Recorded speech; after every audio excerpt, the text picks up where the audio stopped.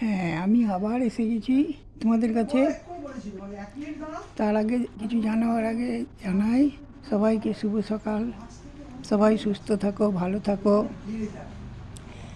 আমার তো সময় হয় না, জানো ভালো করেই, কারণ আমাকে অনেক অনেক অনেক জায়গায় আমাকে ক্লাস করাতে হয়। তার মধ্যে দিয়ে আমি একটু ছোট্ট করে সময় বার করে তোমাদেরকে বোঝানোর চেষ্টা করেছি। কিছু ছোটোখাটো বিষয় নিয়ে এসেছি আজকেও। এই বিষয় নিয়ে এসেছি যে তোমরা তো এই মেশিন যারা যারা কিনেছো কিংবা যারা যারা কিনবে তারা জেনে নাও, এই মেশিনে পিকো করতে গেলে পার্স চেঞ্জ করতে হয়। তো আমি আজকে দেখাচ্ছি যাদের পার্স নেই, পার্স ছাড়াও কিভাবে তোমরা পিকো করবে। আমি এখন দেখাবো যে সোজা সেলাইটা হয়, সোজা সেলাই হয়, সেই মানে নর্মাল আমরা সেলাই করি যাতে, সেই পার্স দিয়েই আমি পিকো করে দেখাচ্ছি। ঠিক আছে, খালি এটা সিয়ে দিচ্ছ, আর এটা 3-এও দিতে পারো, 4-এও দিতে পারো, তাহলে বড় হবে। 4টা ঠিক হবে না, 2-এ অনেক ছোট হবে।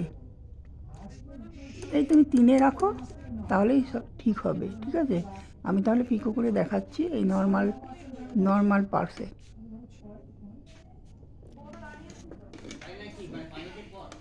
আর আরেকটা কথা, আমি কিন্তু ম্যাচিং সুতো দিইনি, যাতে বুঝতে পারবে না তোমরা, বোঝা যাবে না, ম্যাচিং হয়ে যাবে।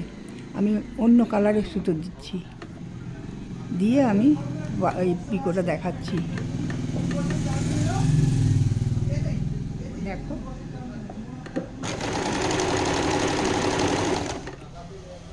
এইটা ঘুরিয়ে একটু ধরছো, ধরে এরমভাবে সুতোটা কেটে গেল। ঠিক আছে, আমি দেখাচ্ছি যতটা হয়েছে।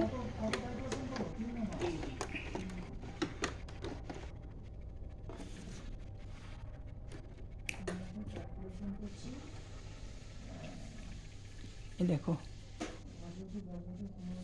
পিকুটা দেখো,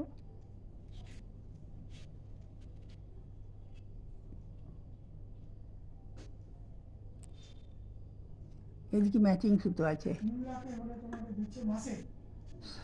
ম্যাচিং সুতো নিচে আছে, আর মেরুন কালারেরটা উপরে আছে। ঠিক আছে, তাই জন্যে এই দিকেরটা দেখো, সোজা দিকেরটা বোঝা যাচ্ছে না, আর বাইরের দিকটা বোঝা যাচ্ছে। মেরুন কালার দিয়েছি পিকো।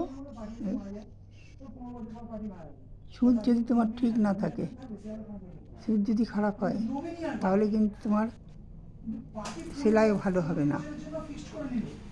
এই দেখে নাও, এই জায়গাটা সুন্দর আছে, পিকো হয়েছে কি না ভালো বুঝতে পারবে।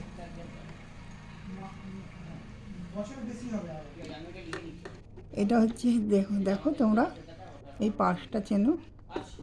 ঠিক আছে, এই জিয়া পার্স সেটাই আছে, পিকোর পার্স আলাদা হয়।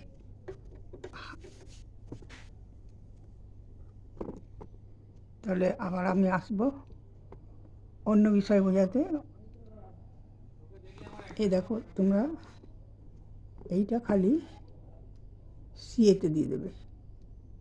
ঠিক আছে, আমরা নর্মাল যখন সেলাই করি তখন সিয়েতে থাকে না, এতে থাকে। এটা সিয়েতে দেবে। আর এখন নর্মাল করে দিলাম, এটা সব সোজা সেলাই হবে, সব কিছু হবে। আর এই 3-এ আছে, 3-এ দিয়েছি। ঠিক আছে, এরপরে আবার আসবো অন্য ভিডিও নিয়ে, বিষয় নিয়ে। রাখলাম, আজকে আসি।